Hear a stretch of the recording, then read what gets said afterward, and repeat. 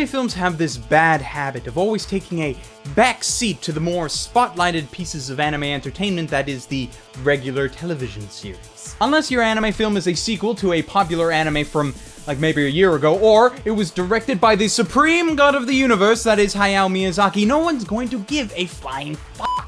And this is perplexing to me, because I would have thought in this day and age of ADD and Michael Bay explosion addicts that shorter, more condensed anime films would have been given the chance to shine. Instead, the reactions I get are, oh, yeah, that thing. What I'll watch eventually, but is not high on my priority list. Yeah. Ugh.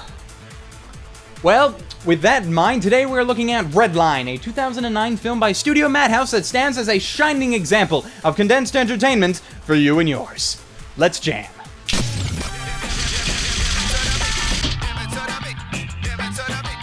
Redline takes place in a futuristic sci-fi universe full of unique and interesting aliens and cultures, most of which are either similar to animals, or they're just all humans for the fan service. And in this colorful universe is an intergalactic racing competition known as Redline, where the best racers in the galaxy come together and race for fame and fortune. Now this is pod racing.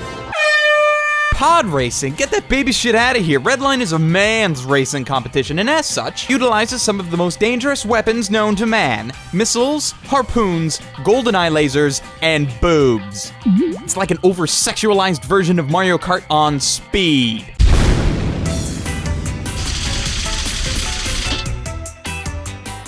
One would assume that with a story about a deadly and dangerous racing tournament that its characters would be just as insane, and Redline does not disappoint. Starting off with Sweet JP, our daredevil hero who looks like he grew up in the 1950s with what appears to be a sausage in his hair. JP lives by the rule of cool, and as such most of his dialogue consists of just must go faster! JP has a shady past given to him involving his mechanic, Frisbee, and an intergalactic mob with the hope, I would assume, of fleshing out his character more than just some dude who can press down the gas pedal really, really hard. He enters Redline with his trusty Trans Am car without any goal in mind other than to win. And by win, I refer not only to crossing the finish line first, but also crossing into the panty line of our movie's main heroine. Next up is Cherry Boy Hunter, Sonoshi McLaren, a name that anyone with a halfway competent knowledge about racing will recognize as a reference to the McLaren F1, one of the fastest cars of the 90s. Sonoshi is obsessed with cars and racing. She's been doing it since she was a little kid, and that's all she really knows. And really, that's kind of it. She's also smoking hot.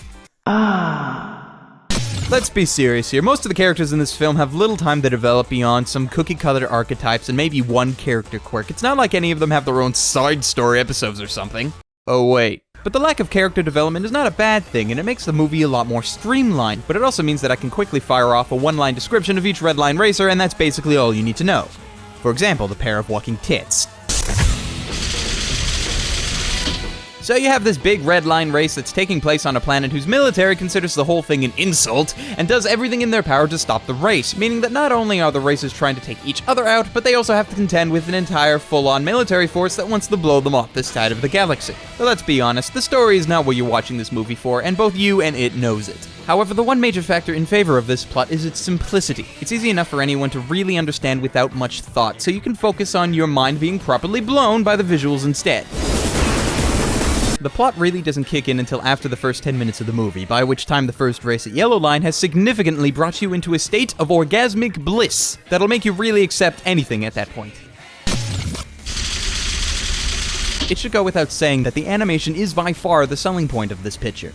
The film was in the works for nearly a decade, and it shows. Studio Madhouse is kind of known for the level of quality in their work, and that quality, especially in the theatrical film area, has been very prominent throughout the ages. For example, Madhouse has been responsible for films such as Ninja Scroll, Vampire Hunter D, Bloodlust, and the films of Satoshi Kon and Mamoru Hosoda. The character designs of Redline deserve note as well, mainly because of how many non-traditional characters there are, from lizards to dogs and a guy that looks like a freaking Terminator. Everything about this film has been meticulously and painstakingly animated, and I mean it when I say that. Every single frame of this movie from start to finish was hand-drawn. No crappy CG cars, no blurry background art that puts emphasis on the foreground characters, just full-blown adrenaline-popping animation that is, quite frankly, fucking awesome. The whole thing could also be referred to as Star Wars on LSD.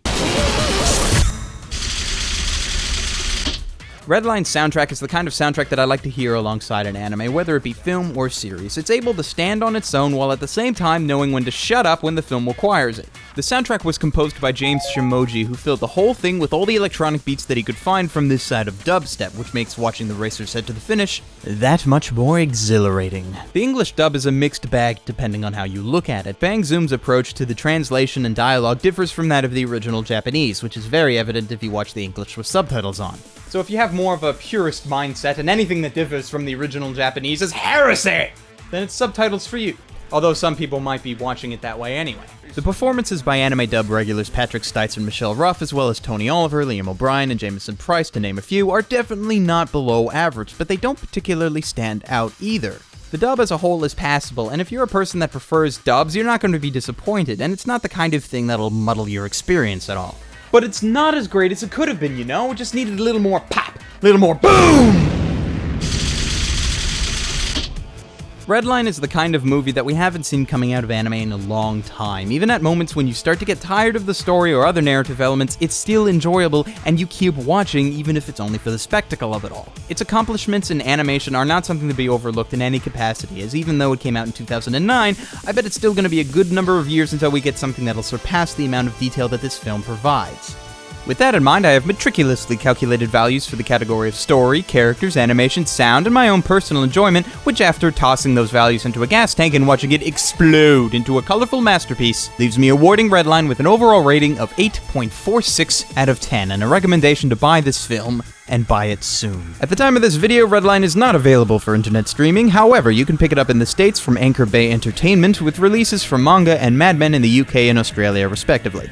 And as far as alternate anime recommendations go, are you kidding me? There's really nothing else like Redline, so instead I'm going to recommend other great anime films such as Tokyo Godfathers and The Girl Who Leapt Through Time because they are both worthy of praise. And that's it for me. Until next time, ladies, gentlemen, and others, stay frosty.